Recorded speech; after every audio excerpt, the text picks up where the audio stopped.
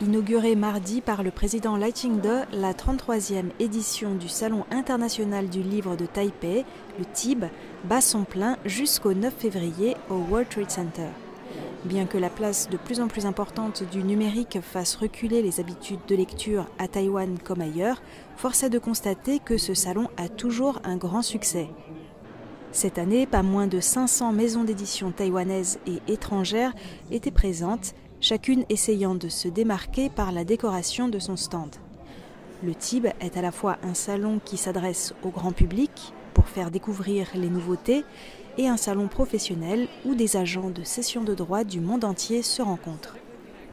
Avec une trentaine de pavillons étrangers, la dimension internationale du salon était très présente.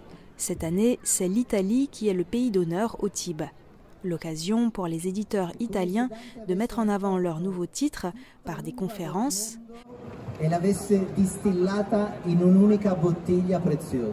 ou des rencontres entre éditeurs dans l'espoir de faire traduire de nombreux livres en mandarin pour le marché taïwanais. Parmi les autres pays à avoir un pavillon cette année, il y avait des pays européens tels que la France, la Belgique, la République tchèque ou encore l'Allemagne. Mais il y avait aussi des pays asiatiques comme la Thaïlande dont le stand était particulièrement important. À noter également la présence de livres et de manuels d'apprentissage dans les différentes langues autochtones de Taïwan, Taïwan qui compte pas moins d'une quarantaine de langues de 16 groupes autochtones austronésiens reconnus par le gouvernement. De nombreux livres en taïwanais étaient aussi mis en valeur lors de cette édition. Au fil des allées, on pouvait trouver des livres très intéressants sur l'histoire de Taïwan, que ce soit des livres photos ou le journal de l'ancien président Jiang Jingguo, analysé par des historiens, l'un des ouvrages mis en valeur sur le stand de l'Academia Historica. Le Salon international du livre de Taipei, c'est aussi le paradis pour les enfants, avec de nombreux stands consacrés aux livres jeunesse. À noter également que des adolescents ont pu entrer gratuitement au TIB grâce au dispositif de Point Culture mis en place par le gouvernement pour encourager les jeunes à s'intéresser davantage à la culture, que ce soit par la lecture, le cinéma, les musées ou encore les expositions d'art.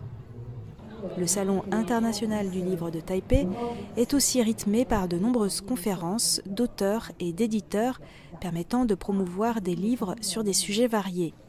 Le gouvernement taïwanais avait aussi un stand présentant les livres taïwanais traduits en langues étrangères ainsi que le dispositif de soutien à la traduction.